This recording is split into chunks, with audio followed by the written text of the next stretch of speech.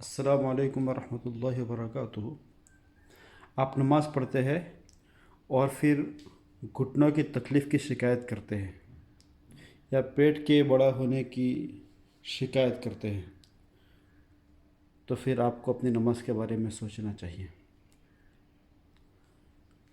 घुटनों का अगर दर्द है तो उसके लिए बेहतरीन इलाज नमाज का रुकू है, लेकिन हम रुकू को सही करने की कोशिश नहीं करते। रुकू के लिए किताबों के अंदर आया है कि रुकू इस तरह होना चाहिए कि इंसान के जो पाँव है वो सीधे हो और उसकी कमर भी सीधी हो।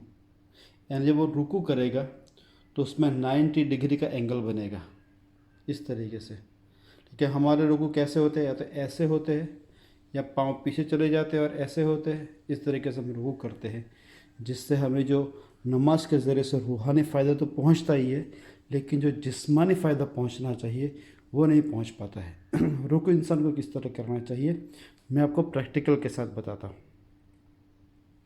जिससे आपका पेट भी कम होगा और आपके घुटनों का और पाँव का दर्द भी कम हो जाएगा। और हम उम्र जैसे जैसे गुज़रती है वैसे वैसे जो हमारे पाँव होते हैं वो जो सीधे होते हैं तो उसमें फिर टेढ़ापन आना शुरू हो जाता है, यानी बीच में से बैंड हो जाते हैं, इस तरीके से गोलाकार हो जाता है। तो पाँव सीधे भी रहने चाहिए उसकी तंदुरुस्ती के लिए, और घुटनों का दर्द भी ख़त्म हो जाना चाहिए। उसके लिए मैं आपको बताता हूँ, प्रैक्टिकल के साथ बताता हूँ कि आपका रुकू किस तरीके से होना चाहिए।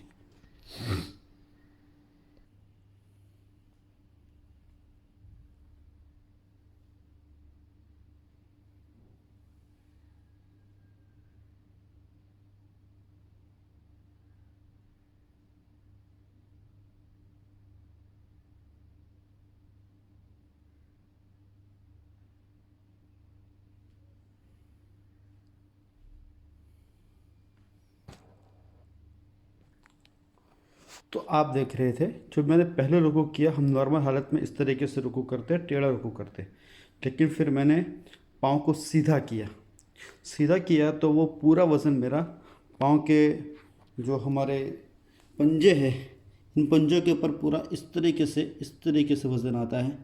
इस तरीके से हमारी जो पूरी रग है वो खींचती है। और फिर मैंने जो कमर है जो हमारी टेढ़ी रहती है उसको मैंने सीधा किया। उस सीधा करने की वजह से हमारे पेट के ऊपर वज़न आता है। और आप इस तरीके से रुकू कीजिए और थोड़ा लंबा रुकू कीजिए। 3 मरतबा सुबहान रब्बिल अज़ीम, सुबहान रब्बिल अज़ीम, सुबहान रब्बिल अज़ीम पढ़ते, उसकी जगह पे आप 5 मरतबा पढ़िए, 7 मरतबा पढ़िए, 9 मरतबा पढ़िए, 11 मरतबा पढ़िए। बल्कि जितना ज़्यादा आप लंबा रुकू करेंगे उतना आपको ज़्यादा फ़ायदा होगा और इंशाअल्लाह जल्दी फ़र्क पड़ेगा आपके घुटनों में। और दूसरी बात जो रुकू के अंदर आपको देखनी है वो ये है कि हम जो पाँव होते हैं ना वो हमारे चौड़े हो जाते हैं जैसे जैसे उम्र जाती है। तो रुकू को जिस तरीके से हमें आगे खींचना है, जिससे हमारे ये जो पंजे हैं इन पंजों के ऊपर इस तरीके से वज़न आता है, वहीं हमारे जो ये पाँव है, ये हमारे जो पाँव है, ये पाँव हमारे ऐसे होते हैं। तो साथ साथ में यहाँ पर भी प्रेशर देना है और दोनों पाँव से, दोनों हाथ से ऐसे भी प्रेशर देना, अंदर की जानिब भी प्रेशर देना, ऐसे अंदर की जानिब भी प्रेशर देना है, जिससे हमारे पाँव जो चौड़े हो जाते हैं वो हमारे सही हो जाएंगे। इंशाअल्लाह ताला आगे जो है हम सजदे के बारे में बात करेंगे और नमाज के जितने भी एंगल्स है उन सब के क्या फ़ायदे हैं और हमें क्या जिस्मानी तौर पर, रूहानी फ़ायदा तो होता ही है, कौन सा जिस्मानी फ़ायदा पहुंचता है उस पर भी बात करेंगे।